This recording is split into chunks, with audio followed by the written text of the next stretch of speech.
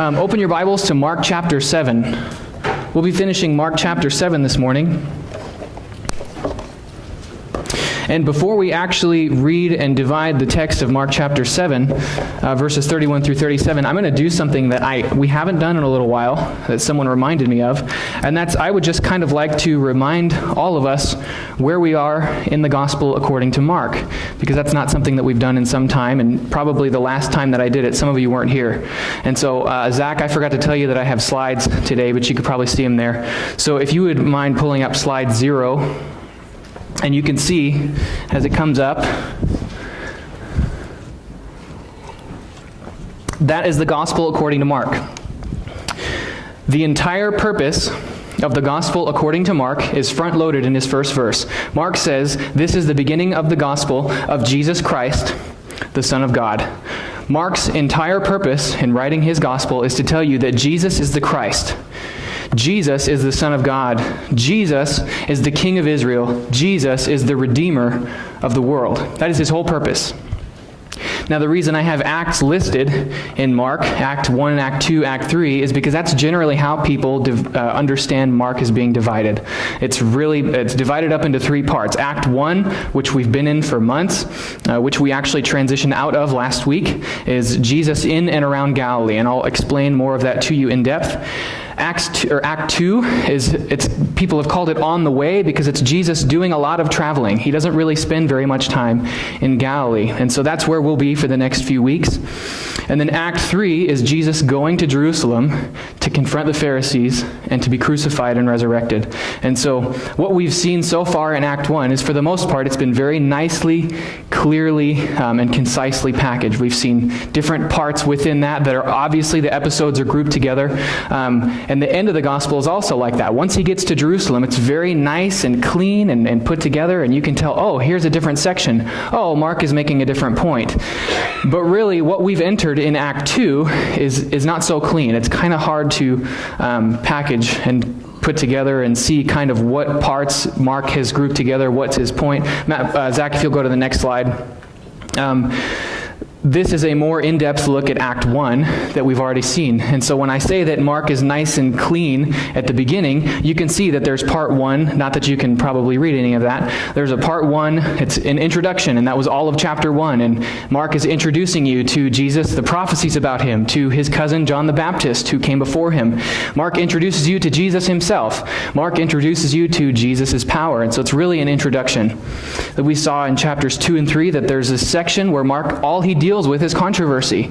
He brings you the kind of arguments that the Pharisees and the Sadducees brought to Jesus. If Jesus was the Christ, then what kinds of controversy would he have faced? If he was the Christ, why would he have been crucified? And so Mark spends that section telling you about the kind of controversy that he faced.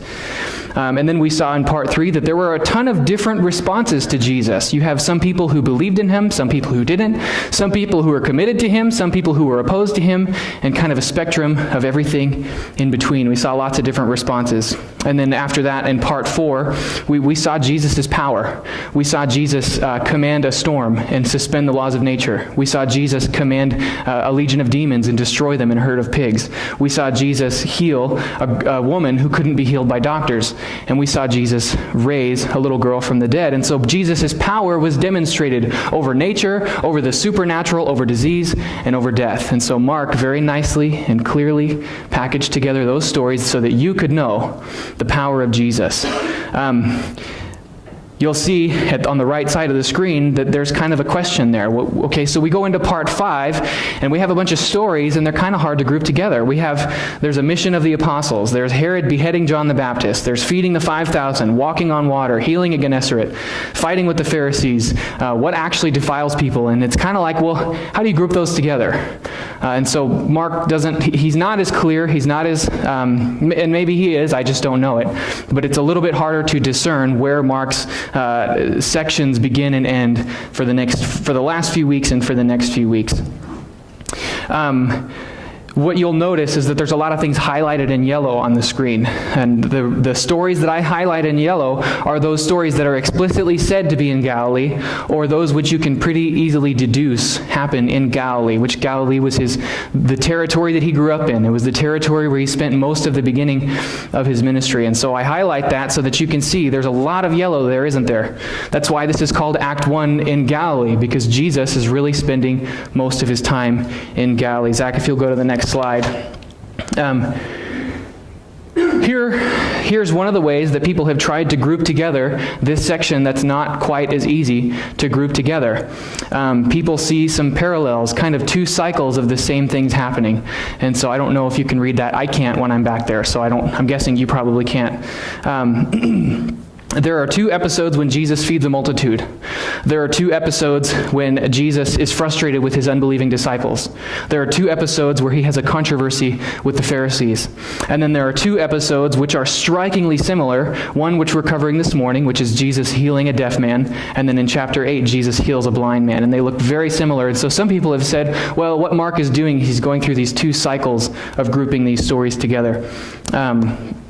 Somebody said, I wouldn't take a bullet for that interpretation, but that's just one of the ways that was suggested. Another theme that has been posited is that there's a theme of bread that runs through all of these stories.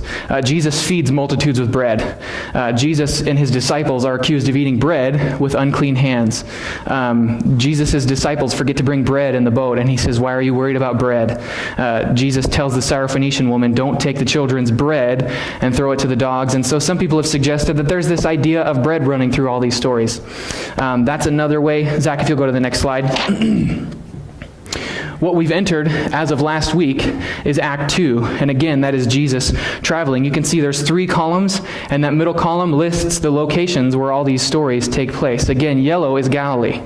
Look at that yellow compared to last time. There's hardly any. And even when he does go back to Galilee, there's one story where it says he goes in secret. He doesn't want people to know. And so you see he's in Tyre, which we saw last week. He goes to the Decapolis, which we'll see this morning. He goes to Dalmanutha. He goes to Caesarea Philippi. He's up on a high mountain. There's a couple times we don't know where he is. He goes to Judea beyond the Jordan. He's on the way to Jerusalem. He's in Jericho. I'm probably talking too fast, but as you can hear, he's traveling all over the place. And so that's why this Act 2 is called On the Way, generally speaking, because people have noticed that Jesus doesn't really spend any time in Galilee. And so, Zach, if you'll go to the next slide. The next slide is a map, which you probably can't see. And this map shows really this covers the entire Gospel of Mark, with one small exception. If you can see, there's a blue blip up at the very top, and that's the Sea of Galilee. That's where Jesus spends most of his time. There's a river that runs south of the Sea of Galilee. That's the Jordan River, where John baptizes. And so the Gospel, according to Mark, really starts down in the southeast. People think that it's in the southeast of the Jordan River, that's where John was baptizing in the wilderness. That's where Jesus was tempted in the wilderness. And then after that, Jesus comes up to Galilee, which is on the west side of the Sea of Galilee.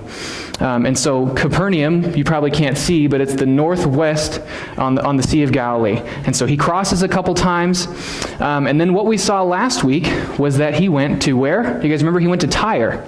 And so Tyre is it's the little black dot that's all the way at the very top of the screen in the center. Tyre is outside of Israel, and it is on the coast of the Mediterranean Sea. And so that's where we saw Jesus go last week. Keep this in mind. There's another city that we're going to see this morning, and it's called Sidon. It's not on this map, but keep this in mind. It's 20 miles north of Tyre on the coast. Okay, so keep that in mind. Tyre is at the very, very top of this map. Sidon is 20 miles north, okay? Keep that in your pocket, and we'll come back to it. You might ask the question, why am I leading you through the entire Gospel of Mark? Why am I showing you a map of all the places that he's going? And really the big picture answer is that I want you to have context. I want you to have context for the Gospel according to Mark, and I want you to have context for the entire Bible and all of the different books of the Bible that you read. Why? Because context helps us to avoid heresy in some cases. Context helps us to avoid dangerous interpretations and foolish interpretations and just silly interpretations. Let me give you a couple of examples. One of them is familiar because we've gone through Mark 6 recently. I recently heard a pastor talking about Mark chapter 6, and that's when he goes to Nazareth and he's rejected by his friends and family that he grew up with. And Mark 6 verse 5 says that Jesus could do no mighty work there, except that he laid his hands on a few sick people. And this pastor, I think that was the only verse that he commented on. Maybe he commented on that whole story, but he said, do you see that? Jesus could do no mighty work there. Jesus can do all things except override your faith. Jesus can do nothing for you if you don't believe in him. And that's just a faulty interpretation. And we're familiar with the context of Mark, because what are the 4 stories that we heard before Jesus went to Nazareth? He commanded the sea. He commanded legions of demons. He commanded a sick woman who couldn't be healed by anybody else, and he raised a girl from the dead. And you're going to tell me that Jesus can't override people's faith. Well, from the context, we can see that that's not feasible. The context is what helps us understand that. And so there is further discussion that needs to happen there. We discussed some of that about what does it mean that Jesus couldn't do any mighty work there? Well, he laid his hands on a few sick people, so there's a little bit of context after that gives you a key, but that's a different discussion. I'll give you another example, and that's from James chapter 2. There's a very scary passage for those of us who aren't as familiar with James, and guess what? A lot of LDS and a lot of other religions love to front-load James chapter 2, where it says, faith without works is dead. In fact, James says you are justified by your works as well as your faith, and not by faith alone. And that scares us. We go, what could James mean by that? How could James contradict Paul like that in Romans and Galatians? But again, what is key? Context. If you know that section of James, you know that he's got a deeper message than what it means to be forgiven and justified. If you know James's vocabulary, then you know that James doesn't mean the same thing when he says justified as Paul does. But how do we know that? Because of context. And so I show you the entire gospel, I show you this map so that you can have context. Let me give you a quick illustration and we'll jump into the text. Have you ever seen those spy movies or war movies where somebody gets captured and his captors, they tie a blindfold on him and they spin him around 100 times. They take him on a roundabout way to their base, and they don't want you to know where you're going. You get captured, you get blindfolded, you get spun around, you go a roundabout way. Why do they do that? Because they don't want you to know where you're going. They don't want you to know where their base is, and they don't want you to know how to get away. That's how most of us read our Bibles. We tie a blindfold on ourselves. We spin around. We read in roundabout circles through the text instead of knowing what has the author said so far. What will the author say after this? And so my encouragement to you is when you're reading the Bible, get a feel for the whole book. Get a feel for what Isaiah, what his whole message is, his whole theology is, his whole vocabulary is. Get a feel for Mark. Get a feel for Paul. And context will save you from difficult interpretations. Context will save you from heresy. Okay? Let's jump into Mark chapter 7. Mark 7, starting in verse 31.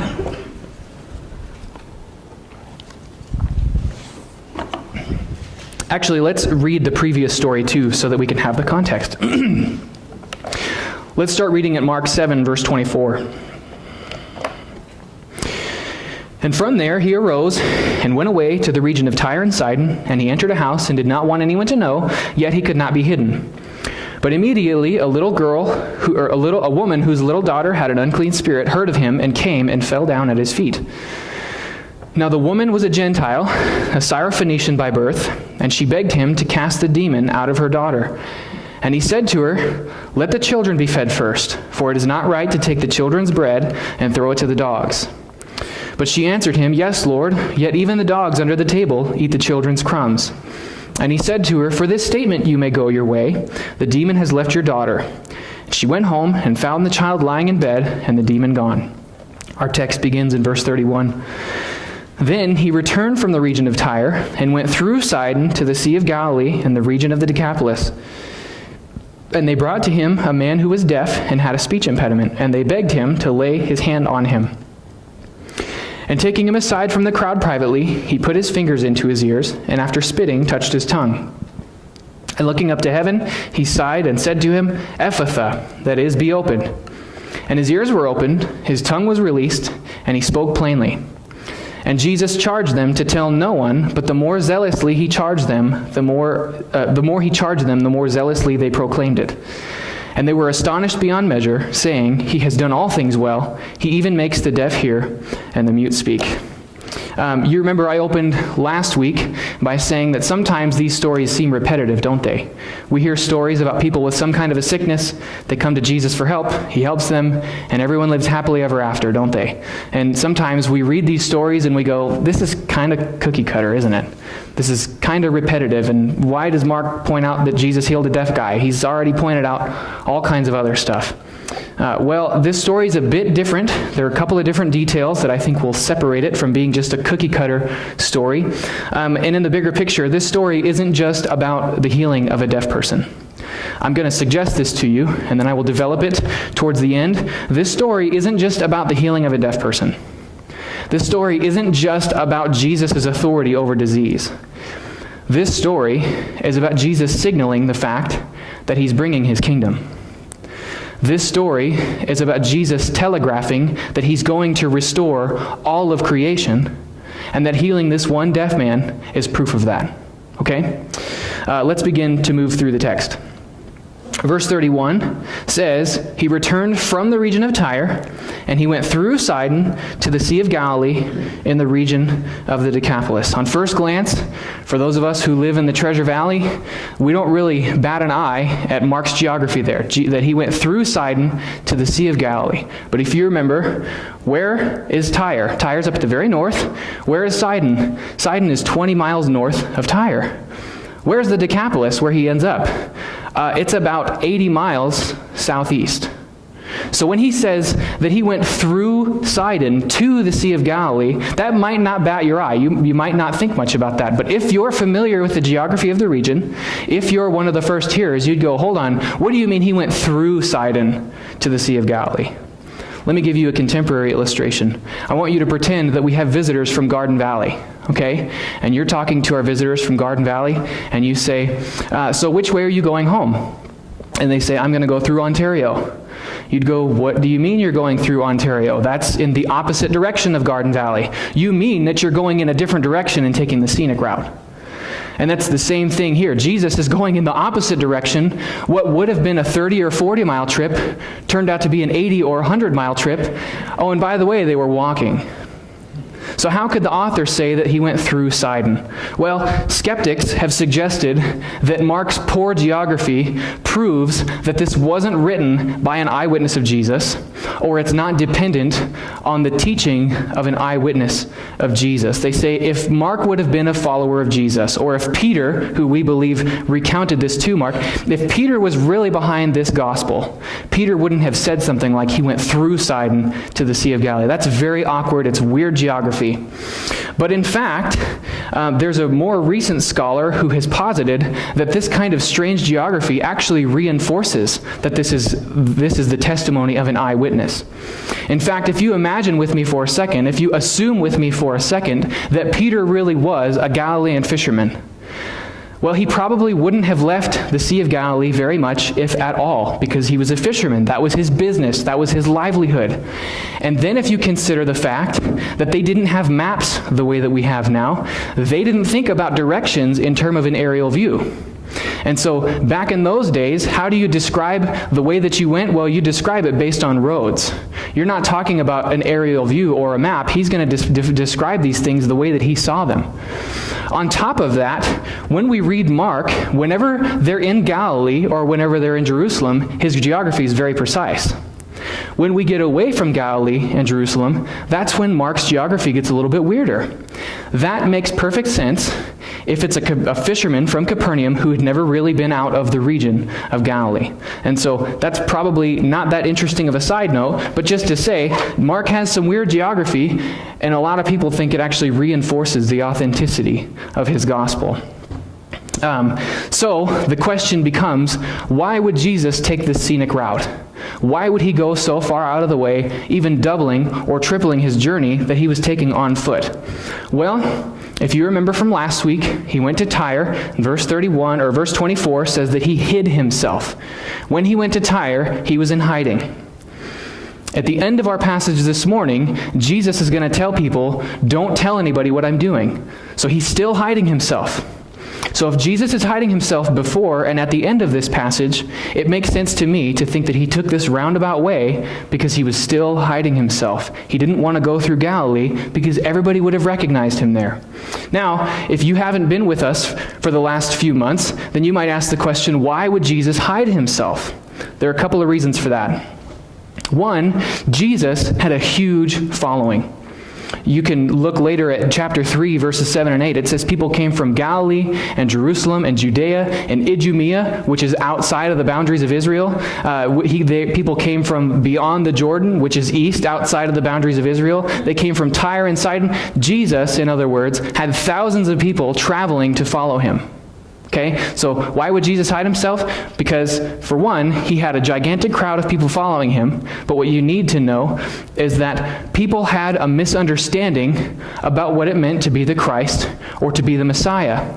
And so if Jesus has this gigantic crowd of people, and they think that the Christ is a military leader, guess what? These people who are chafing under Roman rule have just begun a revolution because they've misunderstood your purpose, thinking, oh, Christ means military general, and there's thousands of us here. We have a fighting chance against Rome. And so Jesus, one of the reasons that he hid himself was to prevent a revolution because so many people were following him. And so Jesus, we see throughout the gospel, has a huge reputation, but he tells the demons, don't tell people I'm the Son of God. He tells his disciples, don't tell people I'm the Christ. And that's the main reason why, is to avoid some kind of a military encounter.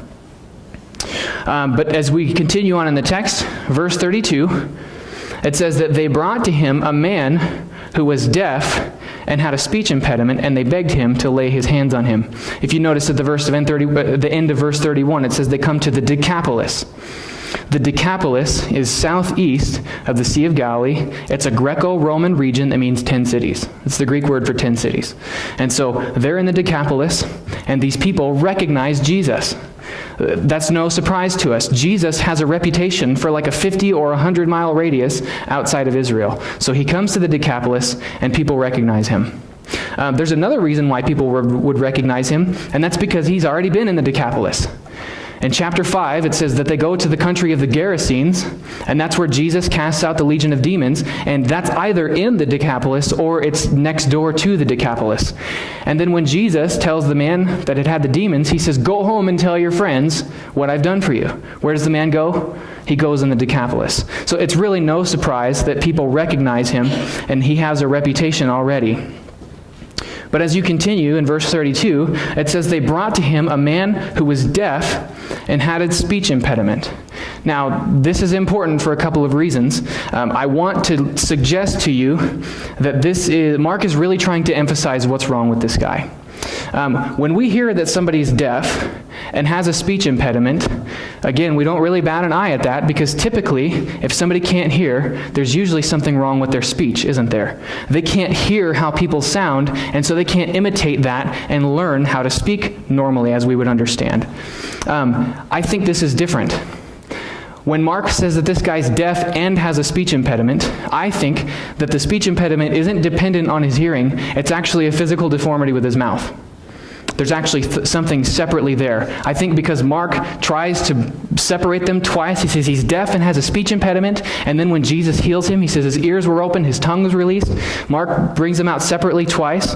But there's also another interesting note, and that's in verse 35, after Jesus heals him, and I'm kind of skipping around, but when it says that his ears were opened and his tongue was released, there's actually something that's not reflected in the ESV. If you're reading the New American Standard or the New King James, it says the impediment was released. Or if you're reading the King James, it says that the string of his tongue was released. In fact, the Greek says the chain or the bond on his tongue was released. All that to say, I think this is a separate issue. On top of that, Mark uses a rare word here when he calls him mute or says that he had a speech impediment, and we'll come back to that. The reason I tell you about what's wrong with this guy is because you need to realize this guy would have been in bad shape. Especially in those days, they didn't have government disability programs. And so this guy couldn't go to health and welfare and say, I'm deaf, I have a speech impediment, and then get a check every month. And not that there's anything wrong with that, but they didn't have that. And so what would this guy's life have been like, being deaf and not really being able to talk? Well, he really probably couldn't have been able to work very much. He probably wouldn't have been able to provide for his family if he had one. And so a person isn't just deaf and having a speech impediment. This person is also probably poor and destitute. And so that's really what's wrong with him. As we move through verse 33, it says that Jesus took him aside from the crowd privately and put his fingers into his ears, and after spitting, touched his tongue, and looked up to heaven, and he sighed and said, Ephphatha, that is, be opened. One interesting note here is that we don't know exactly what Jesus was doing, because it just says Jesus put his fingers into his ears and touched his tongue, and so people basically interpreted two different ways.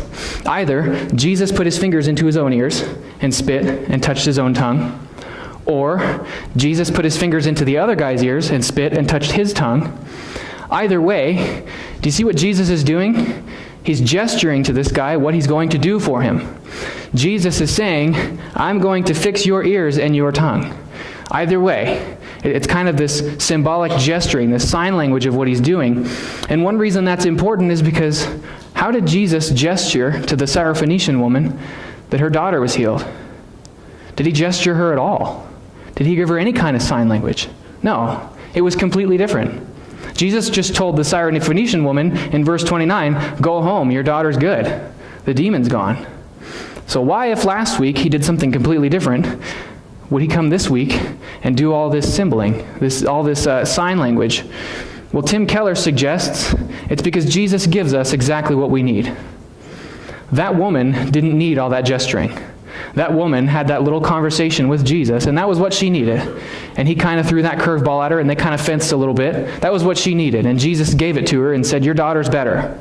This guy is in a different situation. Jesus recognizes that, and Jesus gives him exactly what he needs. This is further reinforced when you read verse 34, when it says that Jesus sighed. He looked up to heaven, and he sighed. Before studying this passage, I thought that the sighing was just more sign language. I thought it was just another little symbol of what he was doing. But actually, this sigh, as my Greek dictionary defines it, it says it's a sigh in response to a disturbing stimulus. This isn't just a neutral sigh. This isn't just being exhausted. This is Jesus being burdened and hurt over this man. Why is Jesus sighing? Because he hates the fact that this man is deaf and has a speech impediment. Jesus hates what sin has wrought in creation. Jesus hates the consequences of what we have done. And he came here to identify with us and to sympathize over our weaknesses. This is not the first time that we've seen this done. Jesus did this for the leper, I believe, in chapter 1. It says that he was moved deeply in his spirit. And we also see it in John chapter 11 when Jesus goes and weeps at Lazarus' tomb. Jesus is going to raise Lazarus from the dead. Why would he weep? Because Jesus is identifying with our pain. He's sympathizing with our weaknesses. He knows what we're going through. That's what Hebrews tells us about why Jesus is such a great high priest for us. Because he was weakened. He went through everything that we went through. He was tempted in every way that we are, and yet without sin. In the big picture, Jesus identifies and understands our weaknesses, not just because God is omniscient. He doesn't just understand because he's the all-knowing God. He understands because he came and lived with us as one of us. That's what the New Testament tells us. He came here to live on our behalf, to experience our life, to defeat what defeats us, to resist temptation, and to conquer the life of the human, in vague words. We need to believe this. We need to understand this. Because there are a lot of us here who are hurting. There are people here who are sick, they're lonely, they're anxious, they're depressed, they're mourning, they're angry, they're exhausted. Is that you? Jesus knows your emotions. Jesus knows your pain. In fact, Jesus became a human to experience your emotions the way that you experience them. Chew on that. The God who knows all things became a human to experience the life of human. That's mind-blowing. But you need to know that Jesus understands your hurts. He understands. He doesn't take it for granted that you're weak and sinful and fallen, because he went through our life without sinning and without falling. Next, let's look at verse 35 as Jesus heals this man.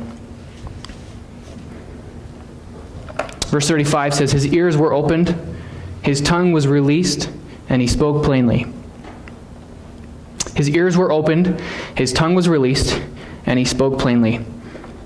What's interesting about this is that Jesus may well have healed deaf people before this. But Mark singles this issue out.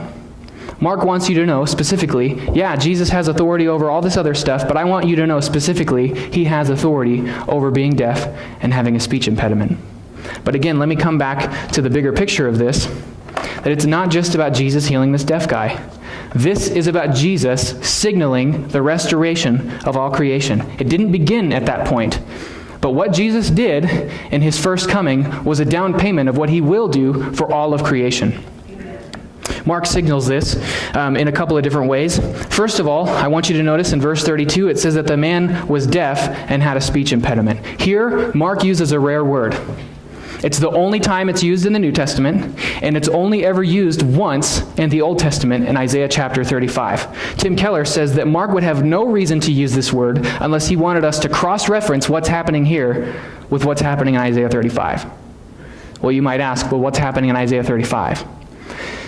Isaiah 35 and kind of the chapters leading up to it is that God is expressing that he's fed up with the way things are in the world. God is going to come judge sin, he's going to make divine retribution, and he's going to come set up his kingdom. And he says this, one of the evidences of me setting up my kingdom is, quote, the eyes of the blind shall be opened, the ears of the deaf unstopped, the lame man shall leap like a deer, and the tongue of the mute, that mute there is that same rare word that Mark uses, the tongue of the mute shall sing for joy. In other words, one of the results of Jesus coming to set up the kingdom is going to be signaled by blind people and deaf people and mute people and lame people being healed. Jesus isn't just healing people, he's saying, this is the kind of age I'm going to usher in. This is the kind of restoration I'm going to bring to all of creation. I'll come back to that quickly. Look at verse 36. It says, he charged them to tell no one, but the more he charged them, the more zealously they proclaimed it. This is consistent with what we've seen throughout Mark's gospel, is that Jesus is trying to conceal himself for a season. Jesus doesn't quite want people to know what's going on yet. He tells his disciples after the transfiguration, tell nobody what you've seen until the Son of Man has risen from the dead. And so there was a point when the eyes were open, when that issue was opened. In fact, at his trial, we will see him say, I'm the Christ, and you will see me coming back at the right hand of power in the clouds with the angels. So he will confess it, but by that point he will be crucified. Coming back to setting up the kingdom, look at verse 37. After it says, the more he charged them, the more zealously they proclaimed it. Verse 37 says, they were astonished beyond measure, saying, he has done all things well. He even makes the deaf hear and the mute speak. I want you to note this phrase, he has done all things well. He has done. Not he did. Not he's doing. Not he will do. Not he does. He has done. Okay? I'm going to get a little bit grammatical on you. You've heard me tell you the joke that Greek is like underwear. Use it, but don't show it off, okay? You've heard me suggest that to you. I'm going to tell you about a little bit of grammar, not to show off, but because it supports Mark's theology and Mark's point. When it says he has done all things well, Mark uses the perfect tense. We have the perfect tense in English. Mr. Alan Quignon loves to use the perfect tense. In fact, I've been telling him for a week that I'm going to quote him, so he's ready. When I come in for coffee every morning, Alan says, you've arrived. Not you're arriving, not you arrived, you have arrived. Or for those of us who go to Tuesday nights, wink, wink. When Alan comes in, what does he say? I've arrived. Alan loves the perfect tense. This is significant because in Greek, the perfect tense is meant not to talk about something that happened in the past, not to talk about something that's happening in the present, but a little bit of both. The perfect tense stresses something that happened in the past that has lasting consequences. Something that happened before is resulting in a new state. Okay? So take that with what they're saying. They're not saying that Jesus did stuff. They're saying Jesus has done something that is lasting in a new state. What Jesus just did in the past is resulting in a new state. The only other time that I've seen Mark use the perfect tense so far, this might help you understand it, is in chapter 6, verse 14. When Jesus and his disciples are working all these miracles, the people say, John the Baptist has been raised from the dead. That is why these miraculous powers are at work in him. They say, he has been raised, something that happened in the past, but then they say that's why he's now working miracles. You see that? Something in the past resulting in lasting changes. Okay. What does that mean about this text and this passage, and how does it support Mark's point? In other words, I'm going to tell you this. Since Jesus has come, the world has never been the same. And it's not just about healing a deaf person. And you know what? Atheists admit that. The only people who won't admit that are the people that believe the silly idea that Jesus was just a myth. Even if people don't believe Jesus is God, people can admit the world has never been the same since Jesus came. For more than one reason. But the point is, Jesus, again, Mark is saying, Jesus is signaling the coming of a new age. Do I believe the kingdom started at this point? Well, no, I don't think so. But I think what Jesus is doing here, again, is a down payment for something to come. And so Mark, by using this rare word for the mute person and referring us back to chapter 30 or Isaiah 35, and Mark, by using the perfect tense here, is saying this: Jesus healing this deaf person is signaling what he's eventually going to do and what he came here to do, and that's to usher in a new age. And the reality is, this is the good news of the gospel. Speaking of things that happened in the past with lingering consequences, what did we do to creation that has lingering consequences? Well, we ruined it. When God created us to rule his creation, we made a mess of it. And because of what we did in the past, we are now living in the shadow of the fall. And we are wrought with sinful behavior, we are wrought with sinful hearts, and with sickness and disease and death. And so we're living in the shadow of the present tense, or the perfect tense, kind of as it were. But what did Jesus come to do? Jesus comes to restore all of that. Jesus comes to accomplish the undoing of all that, to basically reverse all of that. And this is a down payment. And guess what else? The church is a down payment. James says that we are a kind of first fruits of the new creation. First fruits was, in other words, it was kind of the old way of saying a down payment. James says that the church is the first fruits of the new creation. We are the down payment. We are a signal of what is actually to come. And so the good news is that Jesus came to undo all of that. But there's a measure irony of it. There is a measure of irony in how Jesus accomplished this. The irony is this: Jesus, who has the authority over the tongue, didn't stop the tongues of his accusers at his own trial. They were yelling out false accusations and saying, first of all, they're looking for accusations, they can't find one. And then they say, oh, he said he's going to destroy the temple. And they make fun of him and they mock him as he's hanging on a cross. And even though he has the authority over the tongue, he doesn't stop theirs. Even though he has the authority over all tongues and over all speech, he was silent at his own trial. Isn't that funny? All the arguments that Jesus had with the Pharisees, and he just wasted all of them. Nobody ever tripped him up. Nobody ever proved him wrong or left him speechless. And yet at his own trial, when people say, what do you make of these charges? He said nothing. The irony, as Tim Keller puts it, is that Jesus became mute so that our tongues could be loosed to call him king. How amazing is that? That Jesus has such authority and that he would restrain himself from stopping their mouths. There's an even greater miracle on top of that. Not just that Jesus can open the ears of the deaf, or open the eyes of the blind, or open the mouth of the mute, or make the lame leap like a deer. An amazing miracle that Jesus has done that's greater than any of those has happened to you who know him. He didn't just open your ears, he didn't just open your eyes, he gave you a new heart, didn't he? He transformed your life. He freed you from the slavery. He freed you from death And so again, Jesus didn't just come to heal a few people and get crucified and go back to where he came from. Jesus came to rescue us. Jesus came to open our spiritual eyes, to open our spiritual ears, and as Tim Keller said, to loose our tongues so that we can call him King.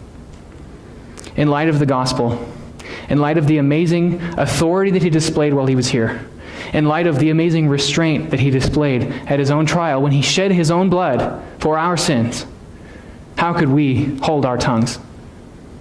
Just as Jesus loosed this man's tongue, pray that Jesus would loose your tongue. Pray that Jesus would give you the mouth to praise him in song, to preach his gospel, to rebuke and encourage your brothers and sisters, because that's what he came to do. Let's pray.